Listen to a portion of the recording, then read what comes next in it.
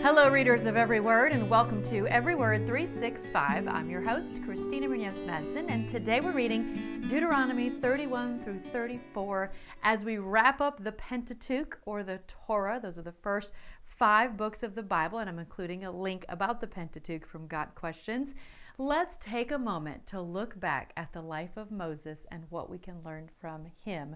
Again, this is a link from Got Questions that I just love about all the things that we can learn from the life of Moses. It has a great Cliff Notes summary of Moses and everything the Bible shares about him, but I want to draw your attention to one part of it.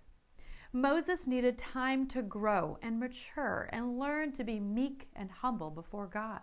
And this brings us to the next chapter in Moses' life, his 40 years in the land of Midian. During this time, Moses learned the simple life of a shepherd, a husband, and a father.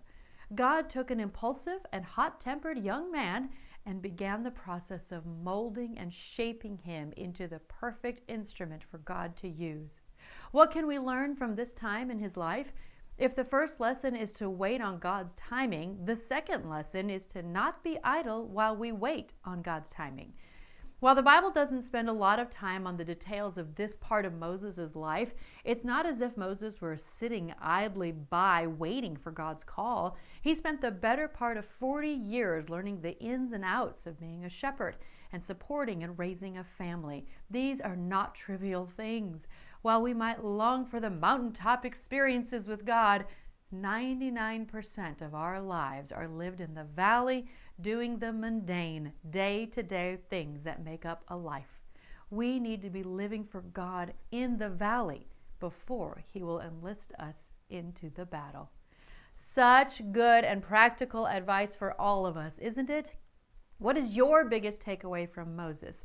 What have you learned from him? I know, especially for moms and dads out there, sometimes picking up the kids and taking them and going to work and doing the same thing every day can feel a little monotonous. So a great lesson and reminder for us to really glorify God in all that we do.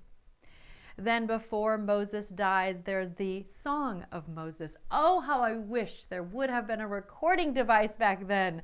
How cool to have been able to hear the melody that went with the words. And of course, I have a link for more from Got Questions on the Song of Moses. And once again, the end of the song points to who? You guessed it, Jesus. The last words of the Song of Moses are a promise that God will make atonement for his land and people. That's Deuteronomy 32:43. This is a significant promise because the atonement for God's people is none other than the sacrifice of God's own Son, Jesus Christ. So yes, I know I'm a theatrical person, but I get a little excited and I think about the song and the end of the song with that amazing eternal promise. By the way, it is generally assumed that Joshua, although some say Ezra, wrote Deuteronomy 34 since it is about the death of Moses. Therefore, it is assumed Moses could not have written it. And I have a link to Got Questions about that as well. And did you read the insight for today?